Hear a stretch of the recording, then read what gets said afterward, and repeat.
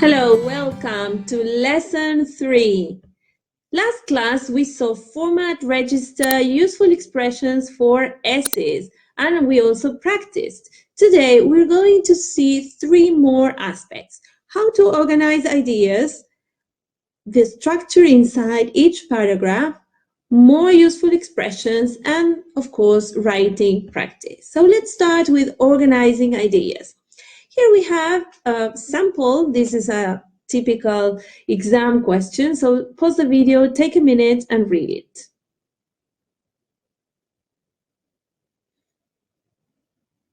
So here we have to decide whether technology, progress, or the environment, which is the priority. So how to organize your ideas? We're going to see 2 different ways to organize your ideas. The first way is this one, that all the paragraphs and all the ideas make way for the conclusion. This is the type of organization that we saw in video number 2, lesson 2.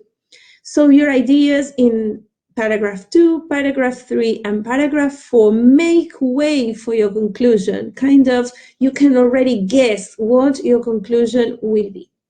Let me tell you that this is my favorite way to organize ideas, and this is what I always recommend my students. Why? Because it's easier to understand, because you're being consistent with what you're saying, and because the reader will find it very easy to understand your ideas all along the essay.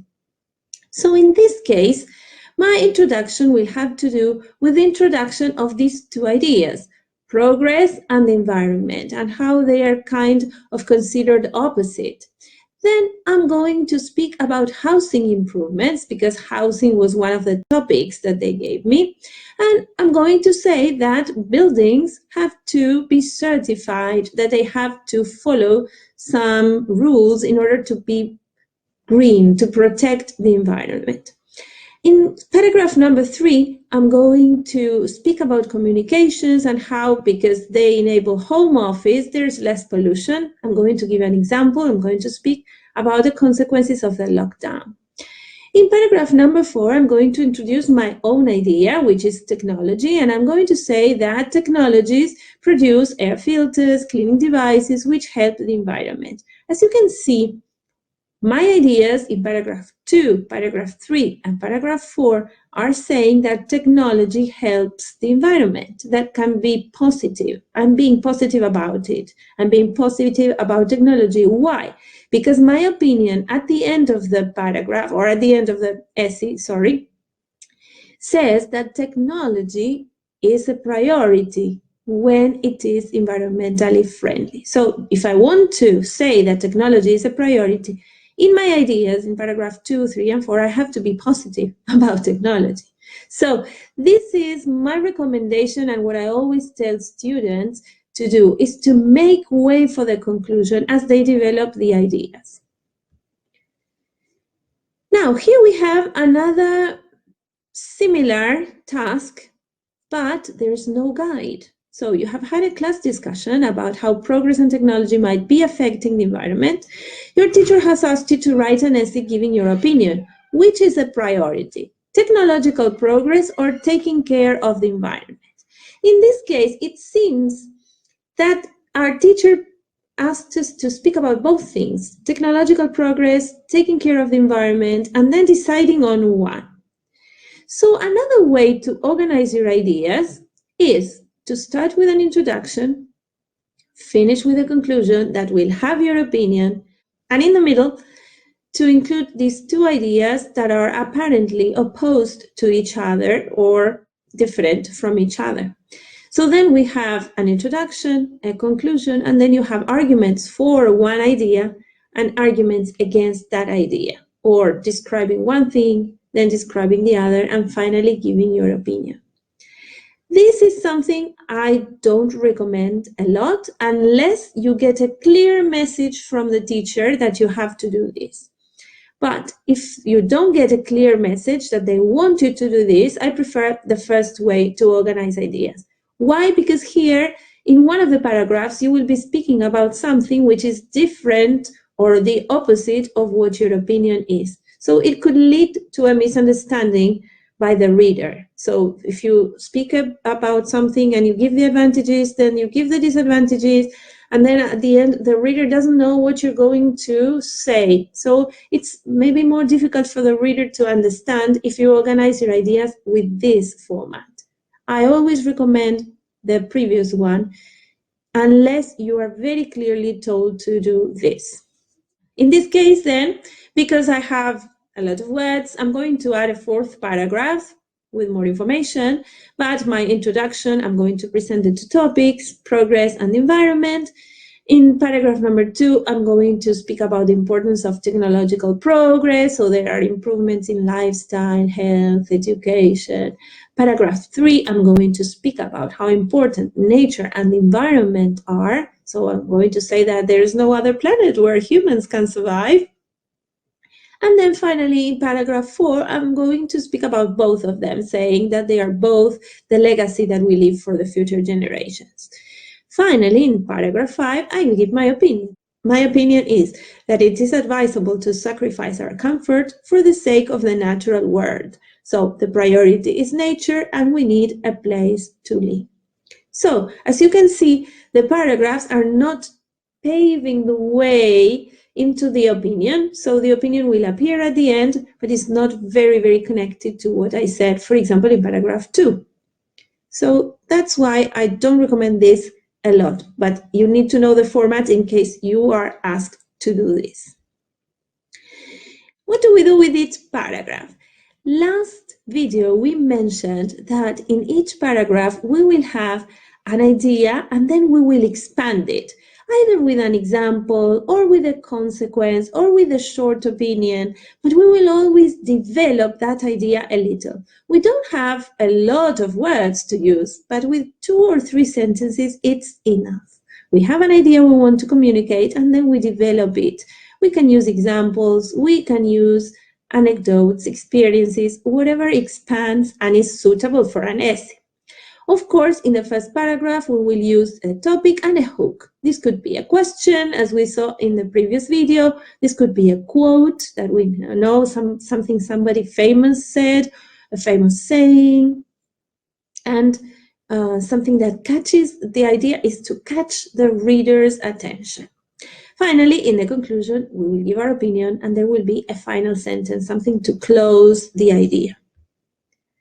So let's take a look at the first paragraph. We are going to see some examples of different paragraphs and how the ideas are organized. So it is said that progress is impossible without change, and our planet has been deeply impacted by human development. Therefore, it is reasonable to wonder whether mankind has chosen well its priorities. So here I'm introducing the topic, progress, and the impact on the planet. You can see that progress and our planet are in the same sentence. So here I'm introducing the topic, and then I'm asking a question. It is reasonable to wonder, we are asking ourselves, so have we made the right decision? Have we chosen well our priorities? And with this, I tried to catch the reader's attention. An example of one of the paragraphs in the central part would be this. Houses are the first place to start protecting the environment. New materials and building techniques allow people to save energy. For example, buildings in Spain need to follow certain regulations to certify that they are environmentally friendly. So here I'm starting with the idea that technology helps whatever has to do with housing, and I'm giving an example. So these regulations that have to be filled by homes in Spain. I said that another paragraph could be about communications, and so we're going to see the ideas organized in this paragraph. Furthermore, nowadays communications are easier and faster. Due to this, more people work from home, commute less, and there is a decrease in pollution levels. For instance, during the global lockdown in 2020, more animals could be seen near urban areas, and photographs showed less moles in many cities. So I'm explaining the situation, how communications produce less pollution levels, and then I'm giving an example that had to do with the global lockdown. Finally, to finish, I introduced my opinion. Look at this. I strongly believe that technology, investigation, and progress should be a priority. This is what they asked me to do. provided they respect, restore, and protect our planet. Take a look at the vocabulary here. So I was very intentional in placing technology, investigation, progress, then respect, restore, and protect in this sentence because it's only one sentence. I want to make it long, I want to make it organized, and I want to make it impactful. Let's look at some other expressions we can use in our essays. First of all, these two expressions of contrast on one hand and on the other hand. If we decide to use the for and against format, then on one hand and on the other hand could be very useful expressions to express contrasting ideas. So on one hand, technology is very helpful. On the other hand, it can produce a lot of pollution. To give examples, because we want these ideas to be expanded in the paragraph. So to give examples, we have these two expressions, for example, and for instance. So if in paragraph 2 you use for example, and you want to give an example in paragraph 3, don't repeat the same linker. Use for instance, and so then you're not repeating the same words. Examples. New materials and building techniques allow people to save energy. For example, buildings in Spain need to follow certain regulations. So you could use for example. Now, let's practice. Remember, as you plan, look at the format you're going to use. As we saw today, you can choose two ways, the ways in which all the ideas lead to a conclusion or the advantages, disadvantages style. My advice, I repeat, is to use the first one. Then produce, as you produce, remember to check the register, you write formally, you use all the characteristics we learned in the last video, no contractions, we use formal expressions. You can use the new expressions that we read today on the one hand, on the other hand, or for instance, for example. And then finally, remember to polish. Task number 1 has to do with a nice topic, watching films. So here you have a guided writing, very, very clear. So you can use the first way to organize ideas that we learned today.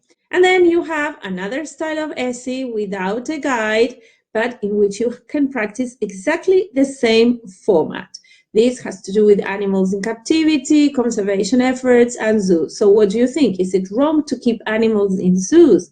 Notice that in this task, you are not obliged, you're not asked to use the advantages, disadvantages style. You can still use the one I recommended with all the ideas making way to your conclusion at the end of the essay.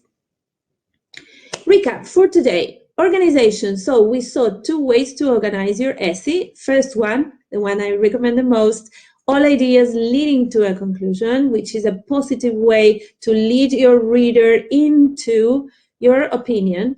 Then we have the advantages, disadvantages way to organize your essay when you're asked to.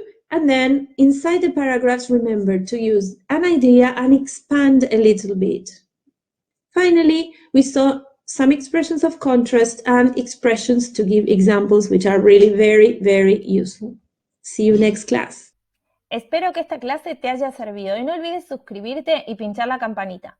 Recuerda que si quieres aprender inglés conmigo, puedes unirte a Academia Pro, que incluye cursos completos como este, masterclasses, ejercicios, material en PDF, corrección de writings y además clases en vivo semanales conmigo para los niveles A1 hasta B2 por 17 € mensuales.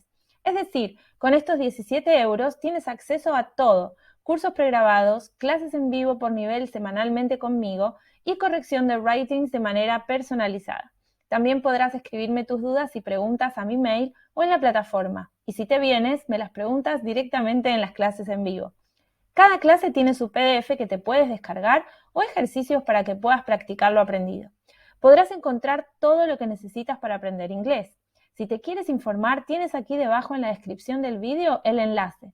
Y no olvides de seguirme en Instagram, donde todas las semanas doy tips y recursos para mejorar tu inglés. Mientras tanto, sigue disfrutando de estos materiales gratuitos que iré subiendo en YouTube. Bye for now!